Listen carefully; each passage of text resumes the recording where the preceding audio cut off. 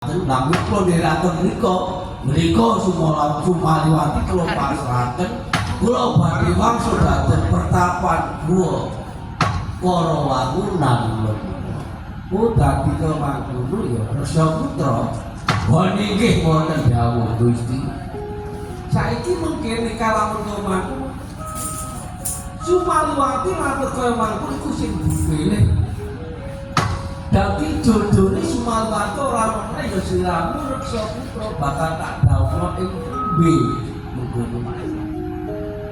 lah Sumaliwati menika masa purun kalian kula dangu kula rasa lho kok mangkono Raden kok aja didelok sambarane dene atine siramane gentol-gentol demi kang siramu lho Rasa Putra dadi kowe mangkono ya Sumaliwati ya kowe mangkono aku gedhe wis nang kelaman siramu ya nak Sumaliwati yen kemaku Surabaya tak dawuh lawan Rasa Putra ya nak niki Kanjeng Durung ayo golek dinukang becik kinaryo pasuksen dawuhe Sumaliwati kelawan Rasa Putra